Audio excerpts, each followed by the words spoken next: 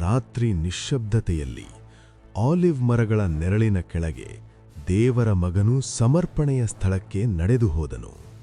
ಬಾಧೆಯಿಂದ ತಪ್ಪಿಸಿಕೊಳ್ಳಲು ಅಲ್ಲ, ಆದರೆ ತಂದೆಯ ಇಚ್ಛೆಯನ್ನು ಸ್ವೀಕರಿಸಲು.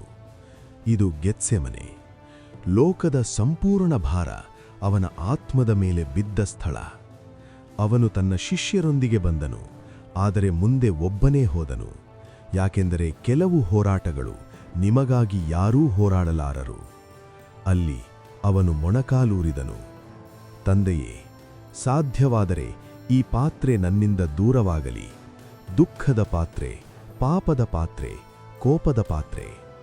ಅವನು ಗಾಳಿಗಳಿಂದ ಭಯಪಟ್ಟಿಲ್ಲ, ಮಾನವರಿಂದ ಭಯಪಟ್ಟಿಲ್ಲ, ಆದರೆ ಇನ್ನಷ್ಟು ಆಳವಾದುದನ್ನು ಎದುರಿಸುತ್ತಿದ್ದನು.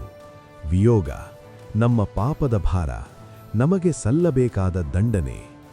ಆದರೂ ಅವನು ಪ್ರಾರ್ಥಿಸಿದನು, ನನ್ನ ಇಚ್ಛೆಯಲ್ಲ, ನಿನ್ನ ಇಚ್ಛೆಯೇ ನೆರವೇರಲಿ. ನೀನು ಎಂದಾದರೂ ಅಲ್ಲಿ ಇದ್ದೀಯಾ? ದೇವರಿಗೆ ಹೌದು ಹೇಳುವುದು ಒಳಗೆ ಒಡೆದಂತಾಗುವಾಗ. ಗೆತ್ಸೇಮನೆ ಅವನ ಕಥೆಯಷ್ಟೇ ಅಲ್ಲ, ನಮ್ಮ ಕಥೆಯೂ ಆಗಿದೆ. ಅವನು ಎದ್ದು ಶಿಷ್ಯರ ಬಳಿಗೆ ಹೋದನು. ಅವರು ನಿದ್ರಿಸುತ್ತಿದ್ದರು. ನಾವು ನಿನ್ನನ್ನು ಬಿಡುವುದಿಲ್ಲ ಎಂದವರು ದೌರ್ಬಲ್ಯಕ್ಕೆ ಸೋತಿದ್ದರು. 1 ಗಂಟೆಯಾದರೂ ನನ್ನ ಜೊತೆಗೆ ಜಾಗೃತರಾಗಿರಲಿಲ್ಲವೇ? ಜಾಗೃತರಾಗಿರಿ ಮತ್ತು ಪ್ರಾರ್ಥಿಸಿರಿ, ಪರೀಕ್ಷೆಗೆ ಬೀಳಬಾರದು. ಅವನು ಮತ್ತೆ ಹೋದನು ಪ್ರಾರ್ಥಿಸಲು. ಹೋರಾಟ ಮುಗಿದಿರಲಿಲ್ಲ. ಮತ್ತೆ ತಲೆಯೊಡ್ಡಿದನು, ಮತ್ತೆ ಸಮರ್ಪಿಸಿದನು. ಕೆಲವೊಮ್ಮೆ ವಿಧೇಯತೆ ಒಂದು ನಿರ್ಧಾರವಲ್ಲ, ಮತ್ತೆ ಮತ್ತೆ ನಡೆಯುವ ಹೋರಾಟ. ಅವನು ಹಿಂದಿರುಗಿದನು. ಮತ್ತೆ ಅವರು ನಿದ್ರಿಸುತ್ತಿದ್ದರು. ಭಾರವಾದ ಕಣ್ಣುಗಳು, ದಣಿದ ಹೃದಯಗಳು. ನಾವೂ ಹೀಗೆ ಮಾಡುತ್ತೇವೆ. 3ನೇ ಬಾರಿ ಅವನು ಪ್ರಾರ್ಥಿಸಲು ಹೋದನು. ಅವನ ಆತ್ಮವು ಮರಣದ ಮಟ್ಟಿಗೆ ವ್ಯಾಕುಲವಾಯಿತು. ಅವನ ಬೆವರು ರಕ್ತದ ಹನಿಗಳಂತೆ ನೆಲಕ್ಕೆ ಬಿತ್ತು. ಇದು ಮುರಿತ, ಸಿಲುಬೆಯ ಮೊದಲು.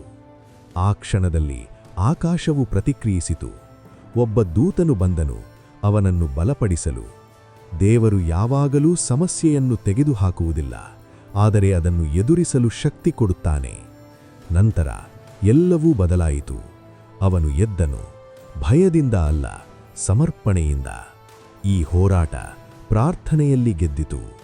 ಅವನು ಶಿಷ್ಯರ ಬಳಿಗೆ ಹೋದನು. ಇನ್ನೂ ನಿದ್ರಿಸುತ್ತಿದ್ದರು. ಎದ್ದುಕೊಳ್ಳಿ, ಹೋಗೋಣ, ನನ್ನನ್ನು ಒಪ್ಪಿಸುವವನು ಬಂದಿದ್ದಾನೆ. ದೂರದಲ್ಲಿ ಬೆಳಕುಗಳು ಕಾಣಿಸಿಕೊಂಡವು. ಮಶಾಲೆಗಳು ಮರಗಳ ನಡುವೆ ಚಲಿಸುತ್ತಿದ್ದವು. ಆ ಕ್ಷಣ ಬಂದಿದೆ.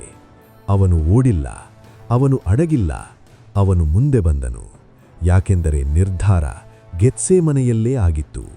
ಗಮನಿಸಿ, ಸಿಲುಬೆ ಅವನ ಬಲಿದಾನದ ಆರಂಭವಲ್ಲ, ಗೆತ್ಸೇಮನೆ. ಸಿಲುಬೆಗೆ ಮೊದಲು ಸಮರ್ಪಣೆ. ಇಂದು ನಿನ್ನ ಮುಂದೆ ಒಂದೇ ಪ್ರಶ್ನೆ, ನಿನ್ನ ಇಚ್ಛೆಯ ಅಥವಾ ದೇವರ ಇಚ್ಛೆಯ? 1 ಕ್ಷಣದ ಸಮರ್ಪಣೆ ಎಲ್ಲವನ್ನೂ ಬದಲಾಯಿಸಬಹುದು. ಅವನು ಸಿಲುಬೆಯನ್ನು ಆರಿಸಿಕೊಂಡನು. ಅದು ಅವನನ್ನು ತಾಕುವ ಮೊದಲು.